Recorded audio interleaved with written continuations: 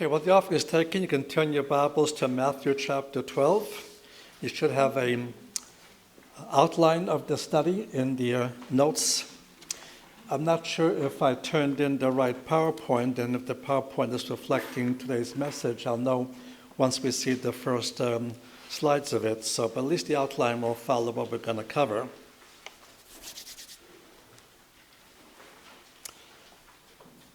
Yeah, that's the correct one.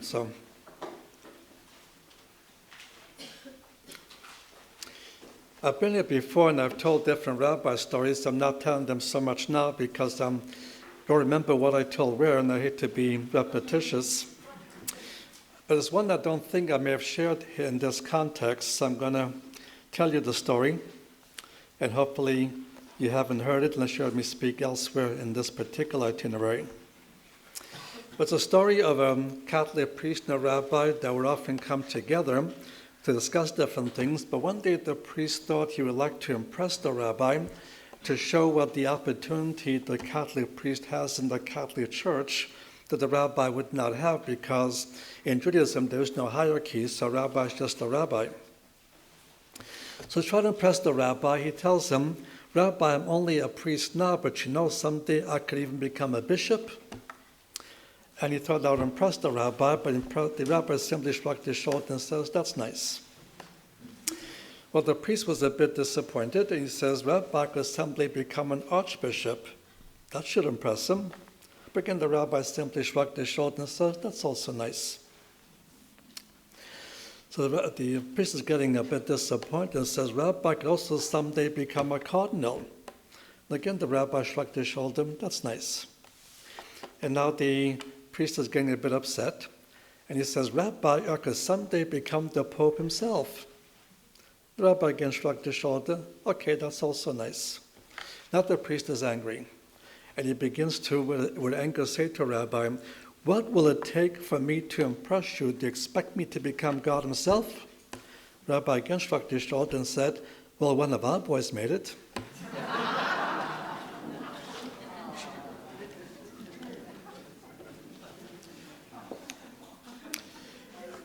Now, before we can discuss the precondition to the second coming, which is the point of the second study, we need to do something else on your outline in the first page to deal with the rejection of his messiahship by the leadership of Israel.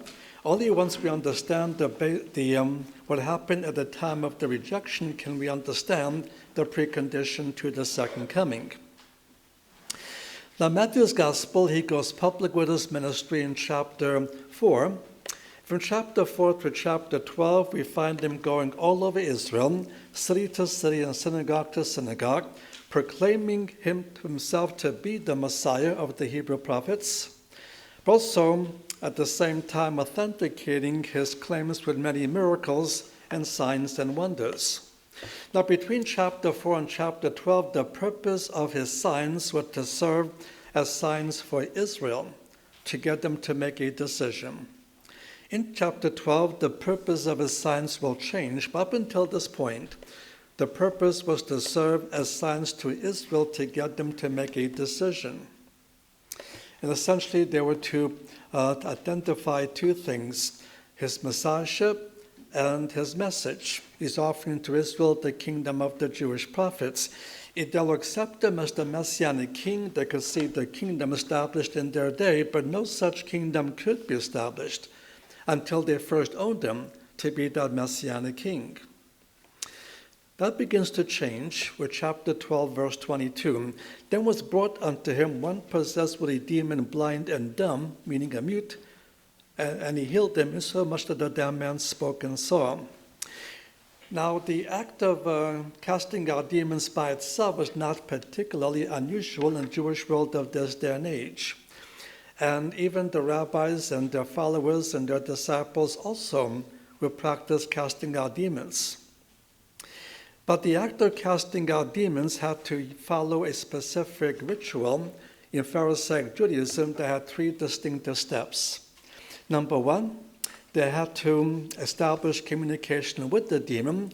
When a demon speaks, he uses the vocal cords of the person he controls. Secondly, after establishing communication with the demon, he then had to find out the demon's name. Then thirdly, once he knew what the name was, could he use that name to order the demon to go out? And these were the 3 steps of the ancient Jewish procedure. There are other occasions we find him using that procedure. One example is in Mark chapter 5. He was confronted by a demoniac. And so he asked him the question, "What is your name?" And the answer was, "My name is Legion, for we are many." In the context of Mark 5, he used a traditional Jewish approach. But there was one kind of demon that Pharisaism could never cast out. The kind of demon that caused a person controlled to be a mute, so he could not speak. Because he could not speak, there was no way of establishing communication with this kind of a demon, no way of finding out this demon's name, and so within the framework of Pharisaic Judaism, it was impossible to cast this kind of a demon out. But they were teaching before he came that when the Messiah comes, he'll cast out these kinds of demons. Before the time of Jesus' arrival, they were able to separate miracles into 2 categories. In one category would be miracles anyone could do if he was empowered by God to do so. But there was a second category of miracles which were never done in the Hebrew Bible's history. And therefore, these would be the kind of miracles Messiah would be able to perform, what we call Messianic miracles. And there were 3 main miracles in the second category. The first one was the healing of a Jewish leper. The second one is healing someone who was born blind, not someone who went blind. And the third one is the one we see here, casting out a mute demon. And as you read the Gospels, you will notice that when he performs one of those 3 special miracles, the Jewish reaction is very different than when he performs miracles of this first category. These are not Messianic, but these are. And notice the response of the Jewish multitude with this miracle in verse 23. And all the multitudes were amazed and said, "Can this be the Son of David?" And that's a Messianic title. They're asking, could this be the Jewish Messiah? Now, by this point of time, he performed many acts of casting out demons. They never raised the question then. The question he raised previously was, by what authority does he cast out demons? When he casts out a mute demon, the nature of the question changes. Not by what authority, but is he the Son of David? And while they're willing to raise the question, they're not willing to answer the question for themselves, looking to the spiritual leaders to make that decision for them. Now, the Pharisees have only 2 options. The first option is to proclaim Jesus to be the Messiah. This they don't want to do because of his previous rejection of the authority of Pharisaic Judaism, which he did in the Sermon on the Mount in Matthew 5-7. The second option is to reject him. However, if they go with the second option, they will also have to explain away how come he can do what they themselves have been teaching only Messiah will be able to do. And in verse 24, they go with the second option. But when the Pharisees heard it, they said, "This man does not cast out demons, but by Beelzebub, the prince of demons." And their response was, he is not the Messiah, and the reason he can do what nobody else could do previously is because he himself is possessed not by a common demon. He's possessed by Beelzebub, the prince of demons. And this became the official Pharisaic basis for rejecting him. He's not the Messiah. And the reason he could do things special is because he's possessed by Beelzebub. Now, this is not only found here in the Gospels. It's also found in 2 sections of the rabbinic writings that are referred to as the Talmud. One passage says this: the reason they had to execute him on the Passover, the contradicted Jewish law to have executions on any feast day, had to do with the nature of his crime. His crime was he seduced Israel by practicing sorcery. He seduced Israel by practicing sorcery. And there's a close connection between sorcery and demonism. A second passage says this: when still living in Egypt, he made these cuts in his skin. he inserted into his skin the 4 Hebrew letters that make up the name of God. So the name of God in Hebrew has 4 letters. And what he did was insert the 4 Hebrew letters into his skin, and that's how he could do what he did, uniquely with him. So neither in the Gospels or in these 2 rabbinic citations do they deny the fact of his miracles. But in both cases, they describe it to a magical or demonic source. So again, the given reason for rejecting him is that he was demonized by Beelzebub. He responds by pointing out 2 things. First of all, in verses 25 through 29, this accusation cannot be true because it would mean a division in Satan's kingdom. But then secondly, in verses 30 through 45, verses 30 through 37, he now pronounces a special judgment upon that generation of Israel for being guilty of a very unique sin, the unpardonable sin or the blasphemy of the Holy Spirit.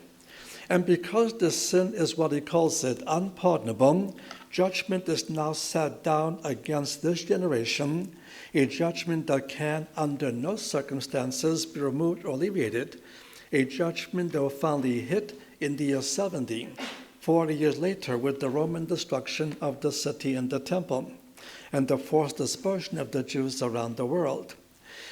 Now, the only context you'll find this sin mentioned is in this context. It's also found in Mark and Luke, but the context is the same. And it must be interpreted by virtue of the context. So by way of definition, the unpardonable sin is this: the national rejection by Israel. There you go. National rejection by Israel of the Messiahship of Yeshua, the Messiahship of Jesus, while he was present on the grounds of being demonized. Again, the unpardonable sin is the national rejection by Israel of the Messiahship of Jesus while he was here present on the grounds of being demonized by the prince of demons. Now, from that basic definition, let me make 4 ramifications to make it even clearer. First ramification: this is a national sin, not individual. Individual members of that day and that generation could and did escape the judgment. A great example is the Apostle Paul. Notice there's a sin any individual could commit today because it was not individual to begin with, and the Bible makes one point very clear. Regardless of what sin anyone commits, every sin is forgivable to anyone, no matter what sin he's guilty of, if he comes to God through the blood of the Messiah, and the nature of the sin is irrelevant. When he died on the cross, he didn't just die for these sins, but not for those sins. He died for every type of sin, which renders every type of sin forgivable to any individual that will come to God through the blood of the Messiah. But for the nation as a nation, it is now unpardonable. So to summarize, this is a national sin, not individual. Second ramification: this is a sin that is unique to the Jewish generation of Messiah's day. It is not applicable to all subsequent generations, as taught in Roman Catholicism and other forms of replacement theology. It was to this one generation that he visibly, physically came, offering himself as the Messiah, and it was this generation that rejected him. And so now this generation is facing the coming judgment. And so from now on in the Gospels, you'll see the same phrase coming up over and over and over again. This generation, because this generation alone is guilty of this very unique sin. So to summarize, this is a sin relevant only to the generation of Messiah's time. And that generation ended in the year 70. The third ramification is this: although this is a national sin, no other nation could be guilty of this sin. The Messiah is not now visibly present with any other nation, offering himself as that nation's Messiah. That was unique to his relationship to Israel, and there is only one covenant nation, only one covenant people, and that is the people of Israel. So to summarize, no other nation could be guilty of this sin. Fourth ramification, the commitment of the unpardonable sin by this generation for this generation means two things. Number one, the offer of the Messianic kingdom is now withdrawn. It's rescinded. They've lost out on seeing the kingdom established in their day. It will someday be reoffered to a future Jewish generation that will accept it. The Jewish generation of Matthew 24 and 25, the generation of the tribulation, they will accept it. But this generation is lost out on the privilege of seeing the kingdom established in their day. So, to summarize, the kingdom offer is now rescinded from this generation. And the second thing, it means that we're now under a special divine judgment, but the focus here is on a physical judgment of destruction that will come in the year 70, with the Roman destruction of the city and the temple and the forced dispersion of the Jews around the world. What's happened here is a specific Jewish generation crossed the point of no return. And in God's dealing with his covenant people, whenever a generation crosses the point of no return, no amount of repenting can change the fact of coming physical judgment. And this is the third time this has happened.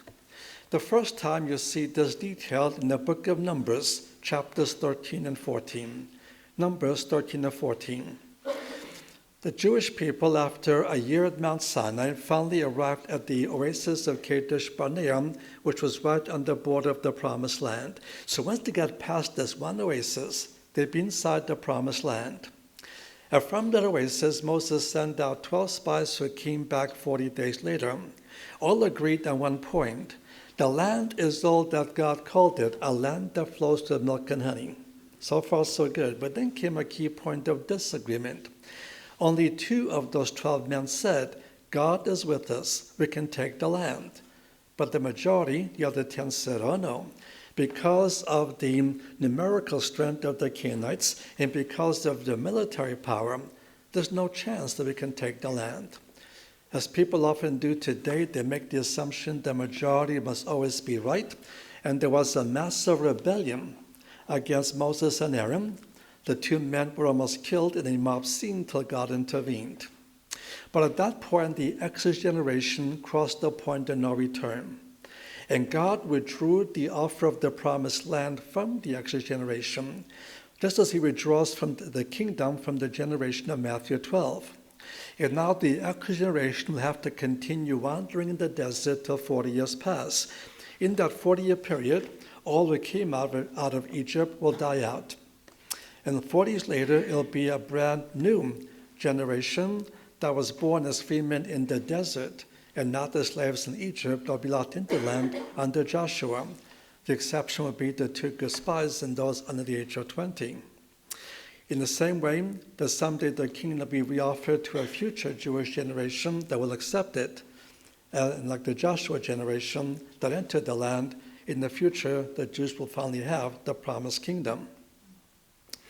Now here again, once a point of no return is reached, no amount of repenting can change the fact of coming physical judgment. In chapter 14 of Numbers and verse 20 says the people repented. It even points out God did forgive their sin. It did not affect anyone's spiritual salvation, but had to pay the physical consequences of their sin, which was physical death outside the land.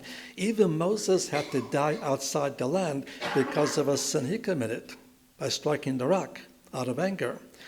But it did not affect his individual salvation, but he too had to pay the physical consequences of that sin. The second time this happened in the days of King Manasseh, which he was the most cruel king Jerusalem ever had. A great number of members of the believing remnant were killed by him. He turned the temple compound into a major center of idolatry.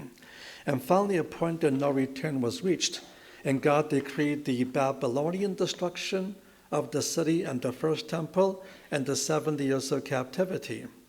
And here again, once a point of no return is reached, no amount of repenting can change the fact of coming physical judgment. And the Bible tells us at the end of his reign, Manasseh repented. He became individually saved. He was followed by the righteous rule of King Josiah, who brought revival throughout the land. But God simply said he will not bring on the calamity in Josiah's day. But the calamity itself was now inevitable. A point of no return was reached. And not long after Josiah's death, the Babylonians came.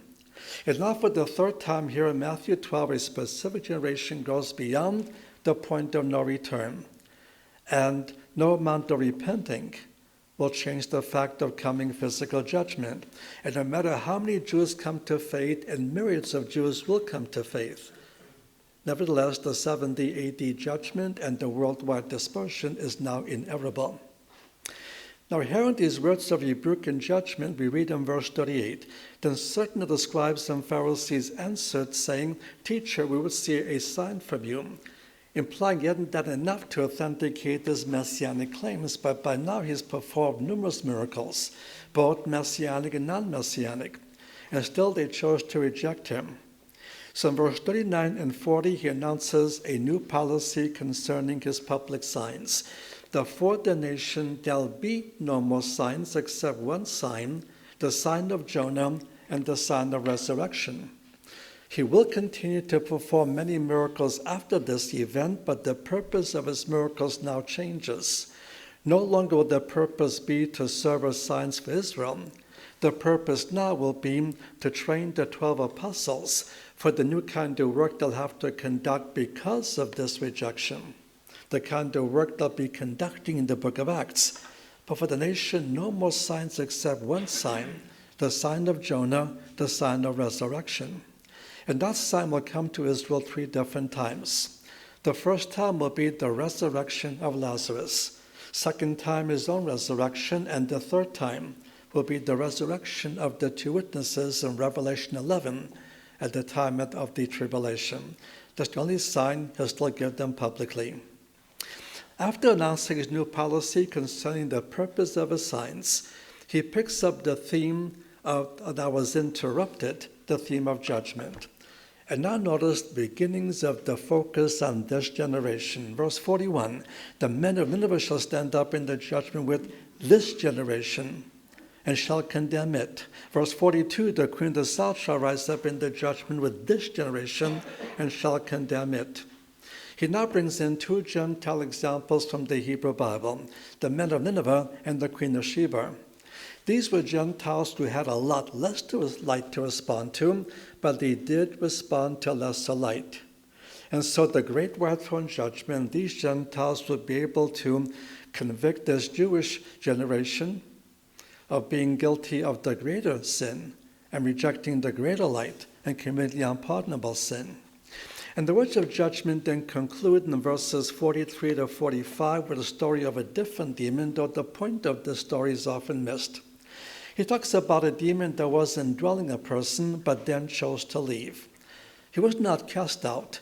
He left in his own free will, looking for a better flat in which to live. He searches for a while, but when he can find no vacancies, he decides to go back to the person he indwelt earlier. When he finds him again, he finds him, and this is in verse 44, verse 45, he finds him swept. That's verse 44. He finds him swept, he finds him garnished, but at the same time he still finds him empty. In this interval period, where the man was freed of demonic indwelling, he was not indwelled by some other spirit, be it the Holy Spirit or a demonic spirit. So because he remained empty, this demon is able to go back in. But he doesn't want to live by himself anymore. He invites 7 of his buddies to join him. And in verse 45, he says, "The last state of that man has become worse than the first, because at first he only had 1 demon in him.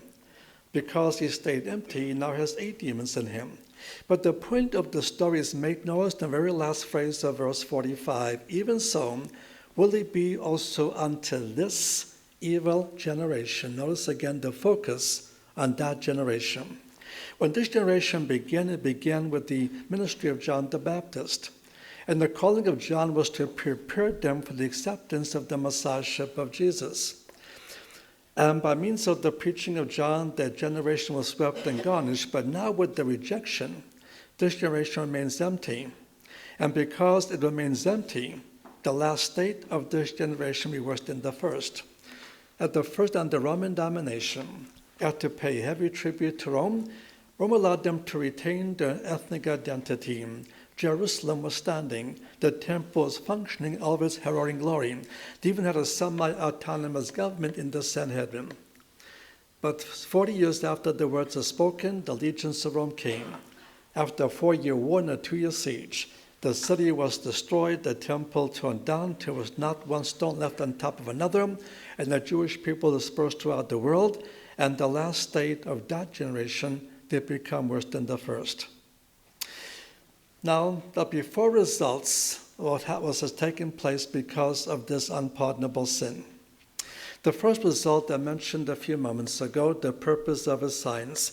No longer are these signs for Israel to get them to make a decision. They have now made the decision irrevocably, and the unpardonable sin remains unpardonable. And so the purpose of his signs from now on will be to train the apostles for their major work in the book of Acts. We can summarize it this way. His signs go from the nation to the apostles. The second result is the people to whom these wonders are being conformed. Until this point, he did miracles for the sign, for the benefit of the masses. He did not require them to have faith first. One example is John chapter 5. In John 5, the healing of the man, the pool of Bethesda. Jesus sought the man out, simply chose to heal him. Now, notice 3 things in that passage. Number 1, the man did not know who Jesus was. Number 2, he didn't know who Jesus claimed to be. And thirdly, there was no faith on his part, because at that point, faith was not essential for these miracles to occur. That will change after Matthew 12. From now on, he'll perform miracles for the benefit of individuals, and now he will require them to have faith first. We can summarize it this way. His miracles go from masses without faith to individuals with faith. The third change is this. Until this point, when he healed someone, he told that person, go and proclaim what God has done for you. But after this event, whenever he heals someone, he tells the person, don't tell anyone what God has done for you. He now initiates a policy of silence, and those who benefit from his messianic power are prohibited to tell anyone about it. And we can summarize it this way. His instructions go from tell all to tell no one. And the fourth element has to do with the message that he and the apostles would now bring. Until Matthew 12, they went over Israel, all over Israel, city to city, synagogue to synagogue, proclaiming him to be the Messiah. But now he will also tell the apostles not to tell anyone who he is. So Matthew chapter 16, when Peter makes his famous confession and says, you are the Messiah, the Son of the God, the living one. What does Messiah say to Peter? Don't tell anyone I am the Messiah. And they too must follow the new policy of silence until that will be rescinded in Matthew 28 with the Great Commission. And so he now changes the nature of his ministry, moving from one to the other. One more change I might mention is his teaching method. Until this time, when he taught the people publicly, he always taught them clearly, distinctly, in terms that they both could and did understand. And one good example is Matthew chapters 5 to 7, the Sermon on the Mount. At the end of that sermon, Matthew states, the people clearly understood what he had to say, and more important, they knew where he differed with the scribes and Pharisees. But now, notice the very next chapter, chapter 13, look at verse 1. On that day, on what day? The same day the rejection occurred. The same day the unpardonable sin happened. On that day, says verse 3, he spoke many things to them in parables. And in verse 10, the disciples ask him, why are you teaching them in parables? They were not used to him teaching that way. And he points out there are two main reasons for the parabolic method of teaching. For the believer, for the apostles in particular, these parables will illustrate the truth. But for the masses, these parables will hide the truth, to teach them in terms that they cannot and will not understand. Now look at chapter 13 and skip down to verse 34. Verse 34.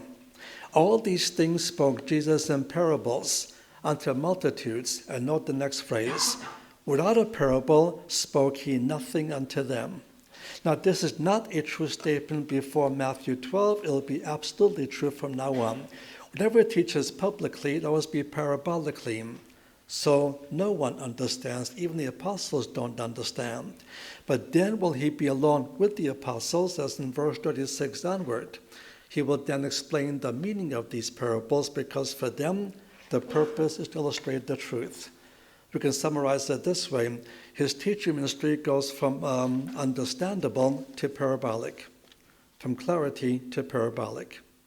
It's impossible to appreciate why his ministry changes so radically unless we see how crucial events of Matthew 12 and Matthew 13 are. It sets the stage for the second half of his ministry. It sets the stage for the events of the book of Acts. It sets the stage for a new entity coming to being, the Keilah, the Ecclesia, the church, the body of the Messiah. It sets the stage for Jewish history for the next 2,000 or so years, a very crucial turning point. Now turn to Matthew 16. Even after the events of Matthew 12, now and then the Pharisees, and sometimes like here the Sadducees, they come asking for a sign. And the Pharisees and Sadducees came, trying him, asked him to show them a sign from heaven. But if he gives them a sign, they can simply say, that was not from heaven, that was from Beelzebub.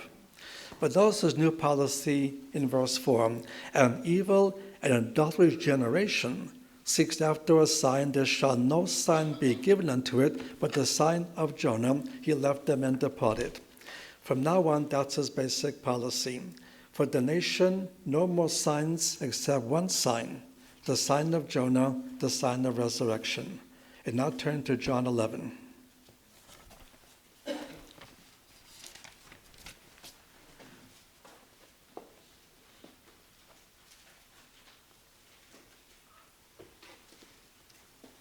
In John chapter 11, we're given a lot of detail, 44 verses worth of detail concerning the resurrection of Lazarus. But Lazarus was not the first person the Messiah raised from the dead. All the other resurrection accounts are covered from anywhere from 2 up to 4 verses. They're witnessed to only by a few, and the few who witnessed it are told to tell no one. But in sharp contrast to all the other resurrections, the case of John 11, we have a lot of detail, 44 verses worth of detail, and being witnessed to not only by a few, but by many. And what makes this resurrection unique? It's unique that this is the sign he promised to give them publicly. And when this sign is given, they'll have to respond. And once we understand the role the resurrection of Lazarus plays in the relationship of Jesus as the Messiah of Israel, we'll see why things happen the way they do.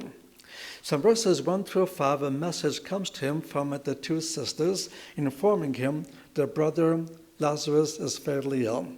The intent was for Jesus to come quickly to Bethany and heal their brother. And you would expect to read, as soon as he heard about the illness, he departed for Bethany. But that is not what happens. Look at verse 6. When they heard about that he was sick, he abode at that time 2 days in the place where he was. Because he hears about the illness, he does not go anywhere. He's deliberately waiting for Lazarus to die. Now, from where he was geographically, it was only a 1-day walk to Bethany. He had plenty of time to get there in time. But he doesn't go anywhere. Only after Lazarus dies in verses 15 and 16 does he begin moving towards Bethany, but even so, he walks rather slow, so slow that 1-day trip took 4 days to accomplish. But the mention of the 4 days of deadness is significant, because the common teaching of the rabbis in the first century was this: When a person dies, the spirit of the person hovers over the body for 3 days. So during those 3 days when the spirit hovers over the body, there's a small possibility of a resuscitation. But at the end of the 3rd day, the spirit descends down into Sheol, or Hades. And after that, a resurrection is possible. Only when the coming of the Messiah can a resurrection occur. So because this is a sign he promised to give them publicly, the mention of 4 days of deadness is significant. They won't be able to explain this away by mere resuscitation. Often in the commentaries, they emphasize that he's doing this on behalf of showing how much he loves the family, Lazarus and his 2 sisters. And no doubt that's part of it. But it's always wise to look at the context to see why he does what he does. Now, what is the primary reason for raising Lazarus? Let's now skip down to verse 42. And I know that you hear me always, but because of the multitude that stand around, I said it, that they may believe that you did send me. Notice the primary reason for raising Lazarus was for the benefit of the multitude. The one sign he still promised to give them publicly, the sign of Jonah. And when this sign is given, they'll need to respond. So in the verse 44, Lazarus is resurrected. And on the 4th day. There are 2 responses. In verse 45, many Jews believe and respond correctly and exercise faith. But secondly, in verse 46, many others still be laboring under leadership complex. Report was what Jesus just did to the Pharisees. And the Pharisees know that this is the sign he was going to give them because he was speaking to the Pharisees when he promised that sign. And so in verse 47, the Sanhedrin gathers together. In the course of their deliberations in verses 48 to 52, they go one step further beyond the events of Matthew 12. In Matthew 12, they rejected his messiahship with the grounds of being demonized. He'd go a step further and choose to sentence him to death. And so in verse 53, from that day forth they took counsel, they might put him to death. And this decision to put him to death begins filtering down to the masses. Verse 57 says, now the chief priests and the Pharisees had given commandment that if any man knew where he was, he should show it, that they might take him. And with this action by the Sanhedrin, the first sign of Jonah is officially rejected. Let's go to Luke chapter 19.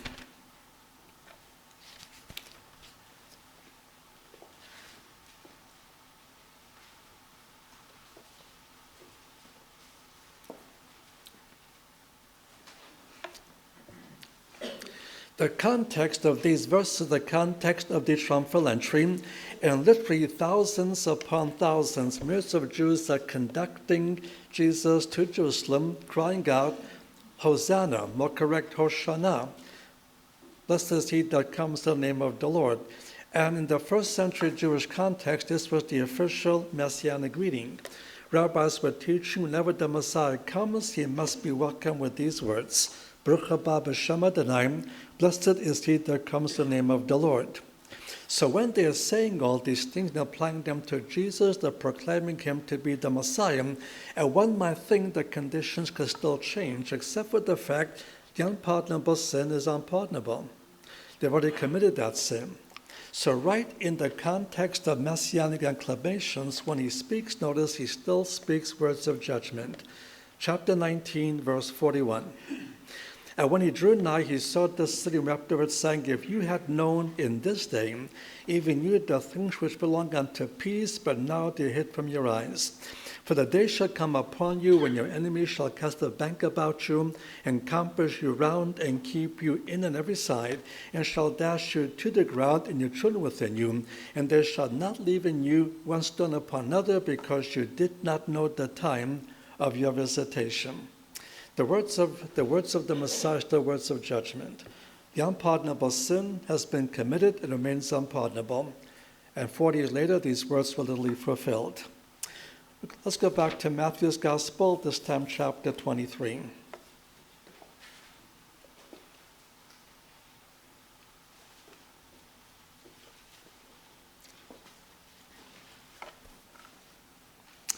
There's only one theme in this whole chapter, and the theme is Messiah's renunciation or denunciation of the scribes and Pharisees, the spiritual leaders of Israel, for a number of different sins. He pronounces 7 woes upon them, and while there are a variety of different sins, they form a circle because the first woe and then the 7th woe deal with the same sin.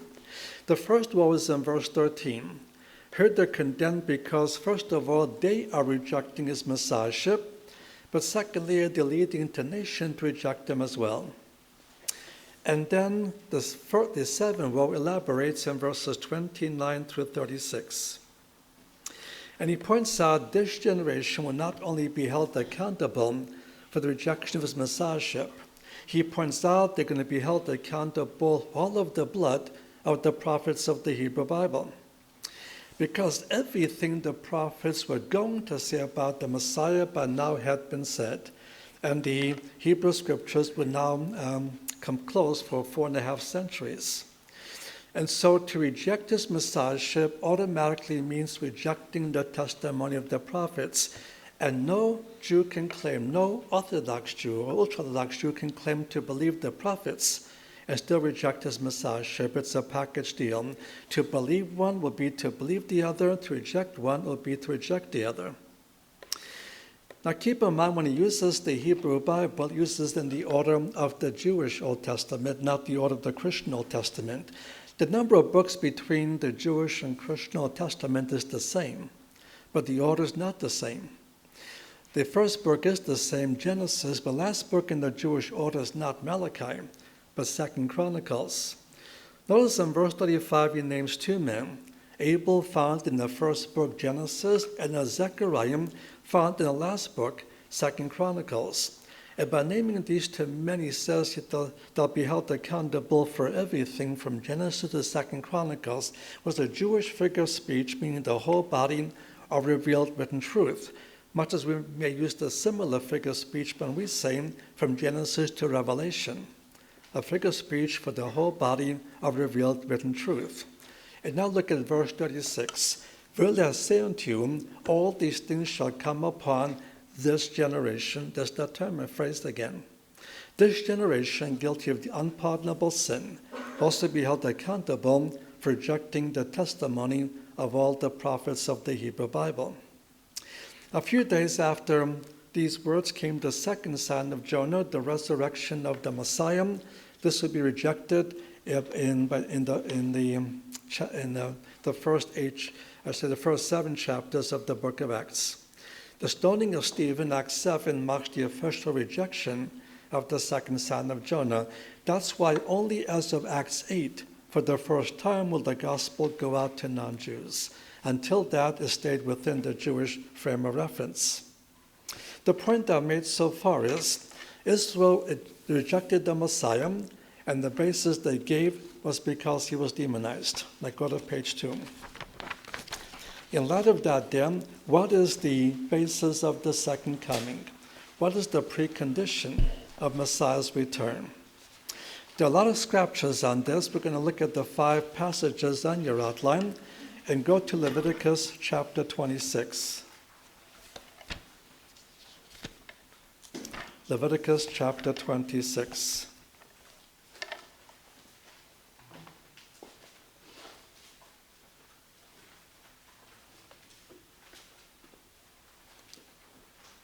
In this chapter, Moses outlines what would end up being Jewish history when he wrote it. It was all prophecy. But since then, most of this chapter has been fulfilled historically. He points out when the Jews enter the land, they'll fall into different periods of disobedience. They'll bring on different forms of divine discipline. First will come subjugation, fulfilled in the days of the judges. Secondly will come captivity, fulfilled by the Assyrian and then the Babylonian captivities. And then thirdly will come a worldwide dispersion, which came as the direct result for rejecting the prophet like unto Moses. In Deuteronomy chapter 18, verses 15 through 18. Deuteronomy 18, verses 15 through 18. So once you get to verse 39, everything up until 39 has been fulfilled. But Moses continued to write in verse 40. They shall confess their iniquity and the iniquity of their fathers in the trespass which they trespassed against me. And because they were contrary unto me, also were contrary unto them, and brought them into the land of their enemies. If then their uncircumcised hearts be humbled, and they then accept of the punishment of their iniquity, then will I remember my covenant with Jacob, and also my covenant with Isaac, and also my covenant with Abraham I remember, and I will remember the land.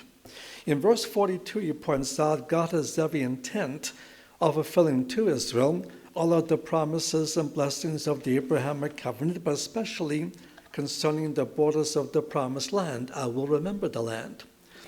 But these enjoying the full blessings of the Abrahamic covenant is preconditioned by verse 40. They must confess their iniquity and the iniquity of their fathers. Notice the word iniquity is singular. Furthermore, it's iniquity committed by their fathers or their ancestors and continued by them that must be confessed before they begin to enjoy all of the blessings of the Abrahamic covenant. But there's a specific iniquity committed by their forefathers that must be confessed. Now go to Jeremiah 3. Jeremiah chapter 3.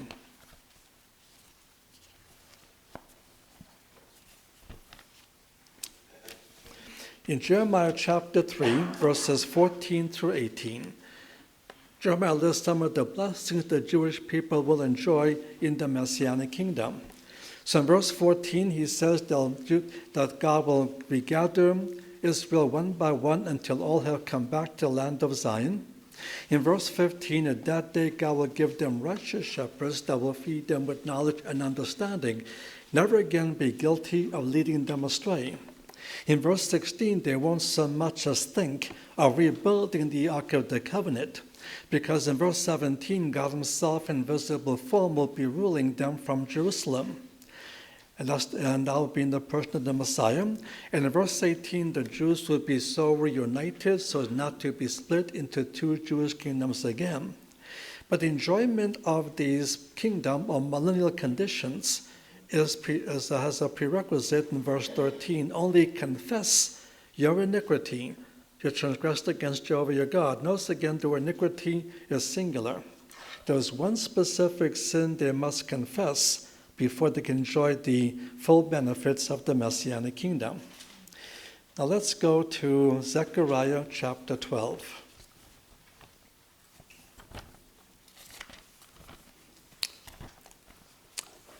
Zechariah is the next to last book of the Old Testament. The last prophet was an Italian prophet, Malachi.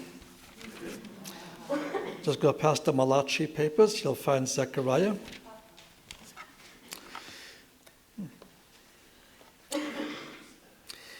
Now, the last three chapters of Zechariah are one prophetic discourse, one prophetic revelation God gave the prophet. In chapter 13 describes Israel's national salvation. Chapter 14 speaks of two more things, the second coming in verses 1 through 15 and the Messianic kingdom in verses 16 to 21. However, the second coming in kingdom chapter 14 and Israel's cleansing of the sins in chapter 13 as preceded by chapter 12, verse 10. I will pour upon the house of David and upon the inhabitants of Jerusalem the spirit of grace and supplication, and they shall look unto me whom they have pierced, and they shall mourn for him as one mourns for his only son, and shall be in bitterness for him as one is in bitterness for his firstborn. Before there can be a cleansing of the sins of Israel, a second coming of kingdom, what must happen first is looking unto the one whom they have previously pierced. They must look toward him as the one that rescued them from the conditions of verses 1 through 9, when all the armies of all the nations are coming to destroy them.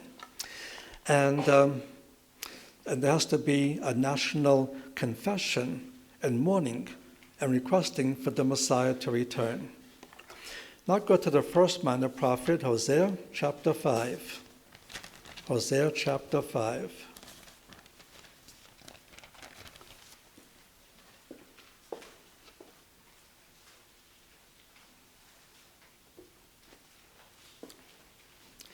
Throughout the 5th chapter of Hosea, God is doing the speaking. God is still speaking as we come to verse 15, where God says, I will go and return to my place until they confess their offense and seek my face. In their affliction, they will seek me earnestly.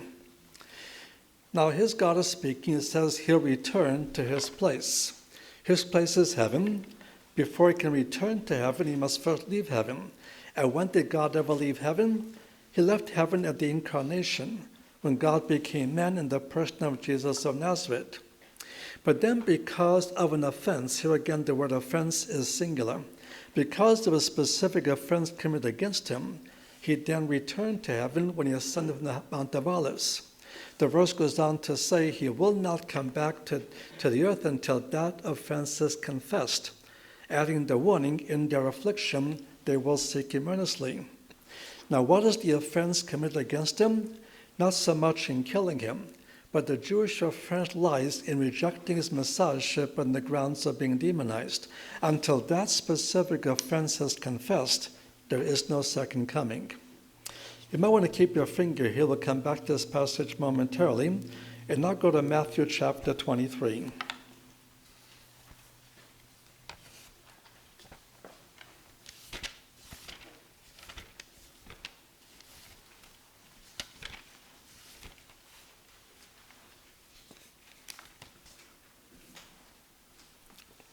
With this chapter a few moments ago, noting that this is Messiah's renunciation of the spiritual leaders for rejecting him and leading the nation to reject him. When he closes his public ministry in verses 37 through 39, from this point on, he'll be working only with the apostles until his arrest. He summarizes his ministry. In verse 37, how long he wants to spread his hands out and give the holy city the messianic prediction predicted by the prophets. But the verse ends, ye would not. Literally, they willed it not when they rejected him.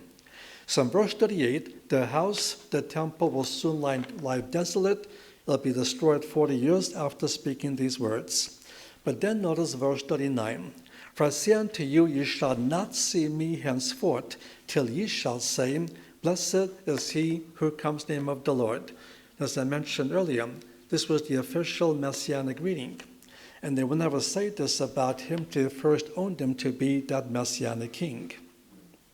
So just as the Jewish leaders years ago led the nation to reject him, they will have to come when the Jewish leaders will lead the nation to accept him.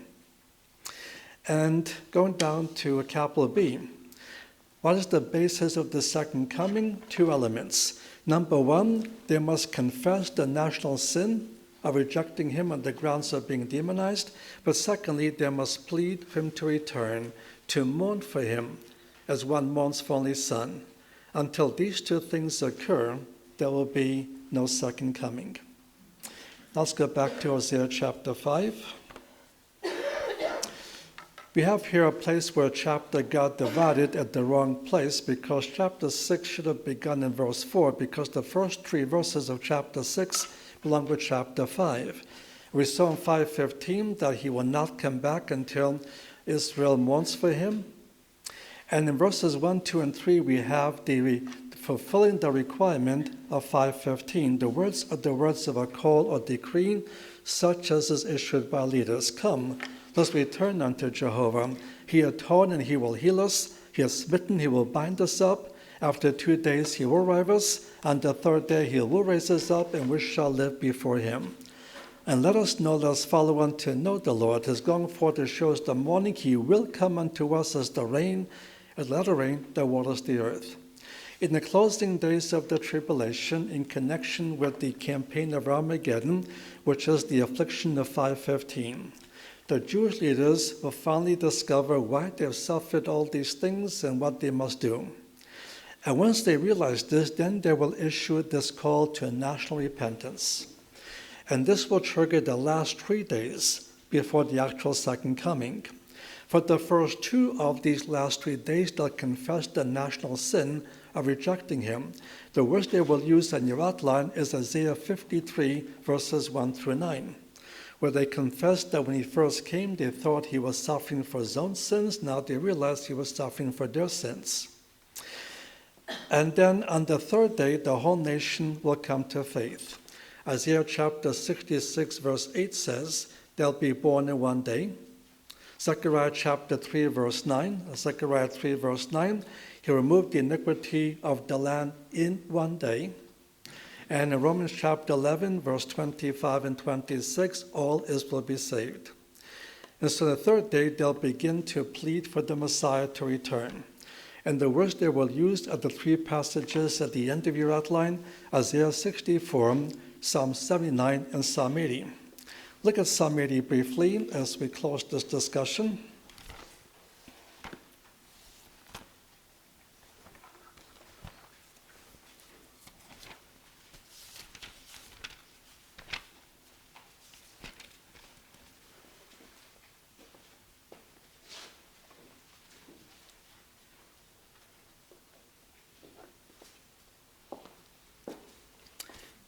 To catch the theme of this psalm, look at verse 1. Give ear, O shepherd of Israel, you that leads Joseph like a flock, you that sits above the cherubim, shine forth. Before Ephraim and Benjamin and Manasseh, stir up your might and come to save us. Turn us again, O God, and cause your face to shine, and we shall be saved. Now this is the third tenor or theme of the whole psalm, Israel pleading to God to rescue them because of a dangerous predicament. The whole psalm is addressed to God, but skip down to verse 17 and notice what they're asking for. Let your hand be upon the man of your right hand, upon the Son of Man, who you made strong for yourself. The one they're asking for specifically, that's the one at the right hand of God. That's none other than Yeshua, Jesus the Messiah, who's been sitting there ever since his ascension. But they will come at the Jewish request for him to do so. He'll rise up from that seat and return to this earth, destroy the enemies of Israel, and finally bring in the Messianic kingdom. And one of the distinctions between the rapture and the second coming is right here. The rapture is God's program for the body of the Messiah, the church. No preconditions, happens at any moment of time. But the actual second coming is on behalf of Israel, as the first coming was. And that requires a key precondition, Israel's national salvation. Let me conclude by three applications. First of all, once we understand the basis of the second coming, we see the biblical foundations of anti-Semitism and why Satan has had this long, drawn-out war against the Jewish people from the time of Abraham. Because Satan knows that once the Messiah returns, his career is over. He also knows Messiah will not come back until the Jewish people ask him to come back.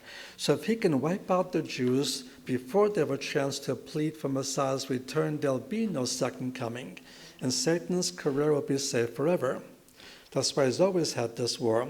That's why things like the Crusades occurred. That's why things like the Russian pogroms occurred. That's why the Nazi Holocaust occurred. And that's why Revelation chapter 12 says that once Satan is confined in the tribulation to the earth, which will be for the second half of the tribulation, he realizes his time is short, only 3.5 years before the second coming. And he'll organize a worldwide Nazi-like system to try to wipe out every Jew around the world. And the basis of anti-Semitism is to avoid the second coming. A second thing to understand is why he's always used one name more than any other name to persecute the Jews. Since the 4th century, 95% of all persecutions against Jews with the name of what I call the 3 C's: the church, the cross, and Christ. The church, the cross, and Christ. Satan knows the name they need to call upon to bring him back, so he has a strategy to make the name odious to the Jewish community. And so it has become odious with so much persecution in Jesus' name. And therefore, he's used that name more than any other name. And that's a major problem for us who are involved in Jewish evangelism. And that brings the third issue. Why we need to both practice Jewish evangelism and support Jewish evangelism. Because part of Jewish evangelism means we have to educate the unbelieving Jew the difference between the Jesus of Scripture and the Jesus of church history. And until we can focus him on the Jesus of Scripture, be very difficult for him to begin investigating the claims of this Jesus to be the Messiah. But Satan has set up the strategy, and now this is the counterweapon, presenting with the true gospel, the true Messiah, to be able to see what they need to believe to receive eternal life. Our study after lunch will deal with an individual, which is Satan's final tool to try and annihilate the Jews once and for all to avoid the second coming.